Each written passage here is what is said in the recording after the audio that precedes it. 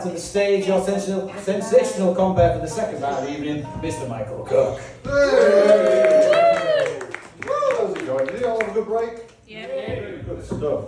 I do love one thing about our gig, Al, that at some point, at random moments, you might hear a bigger laugh in the smoking area. Yeah. Which is interesting to get around. But yeah, how you guys all been doing? We had a good month. Good month. I've been sleeping rough. Not sleeping rough, that sounds wrong. That sounds like I'm homeless. It's just a look. No, I've just been having shit night sleeps. And I was talking to a mate about it, and he was like, just watch some like documentary before bed and just let yourself just drift off. So I watched this absolutely horrible documentary on Channel 4. Oh, it's about this young woman who fucked over 1,000 men in a day. It's about Margaret Thatcher in the 80s. The North remembers. But yeah, it actually reminds me of the time I did a roast battle in wherever I've never been yet.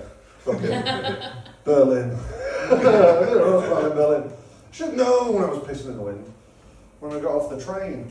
And some bloke just came up to me and he went, Michael. He just knew my name. Because he Really? was like, that's Holster best comedian. Even in Germany, your bronze carries far. And he was like, Michael. With that hair, you look like if you ask ChatGPT to make an image of every member of Black Sabbath. But no, I don't know what to really tell you, because I've been struggling a lot, really. I'll be 40 next year. Wait, I've still played five-a-side football with bloody 20-year-olds. And I'm trying to assess my life and like maybe work out where I went wrong. And I did A-levels and that. And one of my favourite A-level was my A-level in film. And it was fucking useless. I had more value out of my Kiora swimming badges. Just need to find a job where you save bricks from drowning. But anyway, so I was thinking maybe that's what I need to do. Maybe I should educate myself. Maybe I should go back to university. Maybe that's what my life needs, some more debt. So I was like, well, maybe I should do film. I could write films, because I'm smart. Like, I don't want to write original films. They don't get made anymore. We want us to do remakes and sequels and stuff like that. So the first one I sent into the uni to see if they'd have me for a degree was my Prince Andrew biopic. Everything, everywhere, all at nonce. And kind of sticking on that same theme of noncery, I wanted to show my versatility and show a kids' film. So I did Muppet Epstein Island. Well, everyone's a Muppet, except Jeffrey Epstein, who's played by Michael Caine. And it's like, is Donald Trump in the film? Ooh, he's on the IMDb. But my favourite one was definitely the historical one I wrote, was 12 Years a Slave Owner. Oh, I can feel that tension, don't worry. My black friend helped me with that joke. Say helped, he did all the work.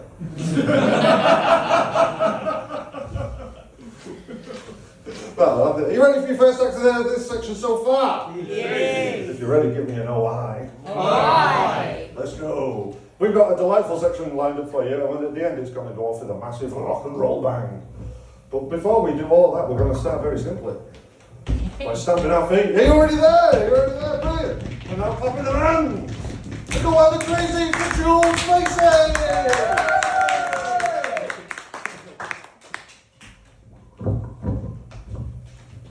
I always struggle with the mic. It's always set at the height for men, and I'm not ever set at the height for men. So I'd like to talk about my haircut, if you don't mind. Went to my hairdresser's and said I was doing a gig tonight. Do what you like, love, I don't care. I can't see it, so I'm really not fussed. She went, no worries, here we go. Zzz, zzz. There was a heck of a lot more zzz than I was expecting, I have to admit. And then she says to me, here you go. Lesbian haircut number 3. Pardon? Right, see, I looked at it and I'm thinking, it's very Peaky Blinders meets Orange is the New Black. But I wonder what my wife's going to think. So yes, I am a lesbian, so she got that one right.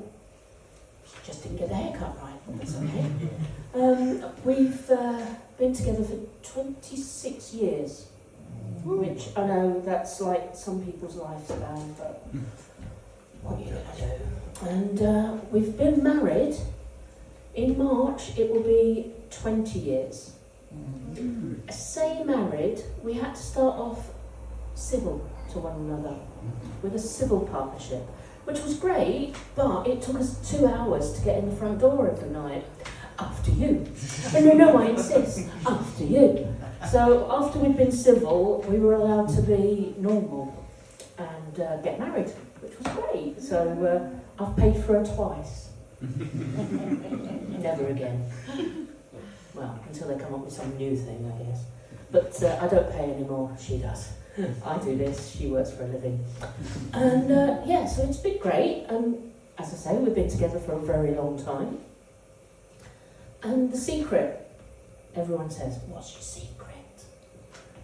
Well, it's really simple, and I recommend it to all of you. She's blind. Well, she's not fully blind, she's only blind in the left eye, which is great because I stand on the left-hand side. That's the only way you get away with anything. She's got no depth perception whatsoever, so I've told her I'm a former beauty queen, now weigh 8 stone. I don't think she believes me. Actually, she's from Hull. Yay! See, I know how to pick them twice. And yeah, it's good. I now know lots of Hull things, but I'm not going to bore you because we're in Hull. And if you don't know by now, you ain't getting out of here. That's the truth. So, I have had a little bit of a health problem. I know Rich was nearly stolen my thunder a little. I've actually had bowel cancer. It's okay, it's one of the glamorous cancers. You get accessories, I'm just saying. And I'm alive, which is 2 years, still alive. Except for this gig, maybe. It's great. I went into surgery, they took the tumour, they gave me a bag for life. No, it's not your supermarket bag, it's not those shitty supermarket bags. No, it's a bag for shit. It's great. Get loads of them given to you free, which is a good job really, because they cut a hole in your belly and they pull a bit of your bowel out, and that becomes your stoma. And I become a stomate, which is great, but I'd much rather not, mate. Thanks. And yeah, it's great because so instead of the poo coming out here, it comes out here. And sometimes it can get quite interesting.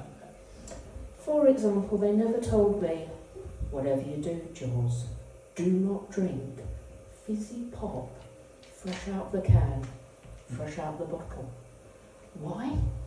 Because the gas has got nowhere to go but in your bag.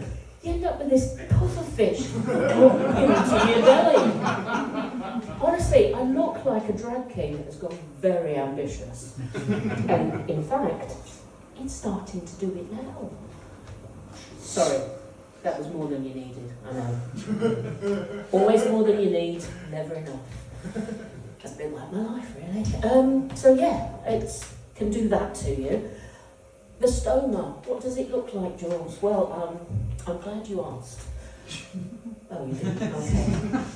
Basically, do you remember when the Kardashians first launched themselves at us and they did that stupid bee sting thing with their lips and they did that kind of duck face thing that's like, that's my stoma. Just like the Kardashians, a lot of shit comes out. And, it's an interesting vibe, but it's really great because I can sit here and shit. You guys have to hike it off to the cold toilets. Nah, not me. I sit down, I'll eat and shit. Save time, me. Don't care. My nephew, well, my great nephew actually, it's not that great, but... And he's gone, this sounds brilliant. When can I get myself on the list? I'm like, no. You've got to be special like I am. And he went, I am fucking special, I'm from Hull. Yeah, we've left that one behind anyway. And yeah, there's great things. We get lots of different bags. I get to carry a little bag with my bag.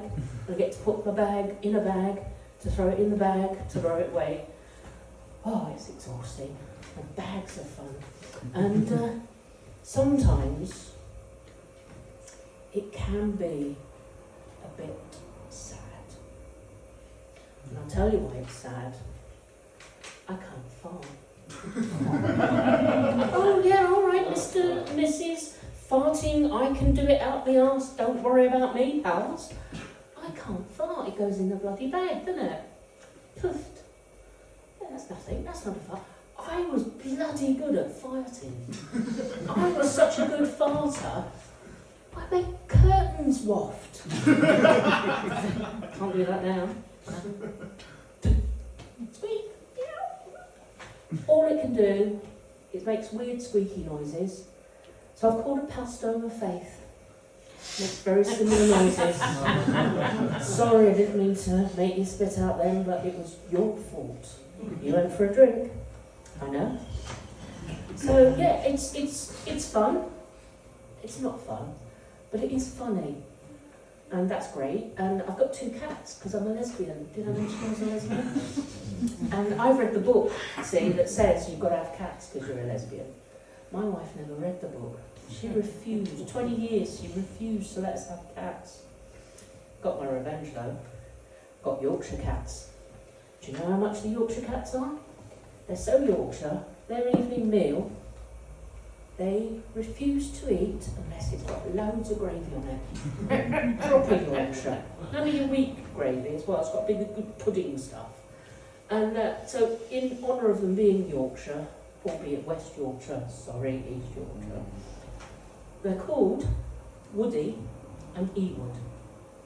Because Ewood, Woody. Oh, Woody. Ewood.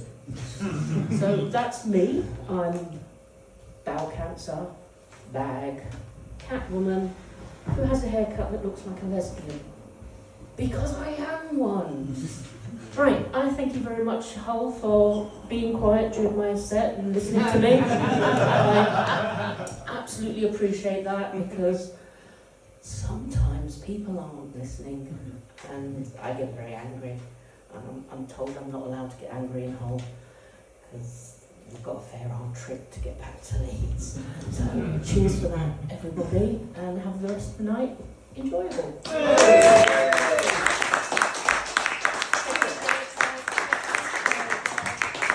it up for Jules, everyone.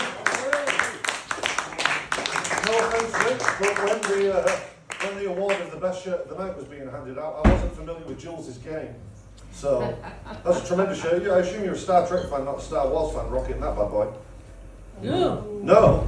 So you said water. you said Cardassian instead of Kardashian. And I was like, Cardassians in Star Trek, you know. Yeah. Oh, well, it's teeing me up for a joke that don't exist now. I was going to say, what do you call Cling a on Star... to it, mate. Cling on to it. Cling on to it. I was going to say, what do you call a Star Wars fan with social anxiety? No. Anakin Skywalker. Some of these are jokes.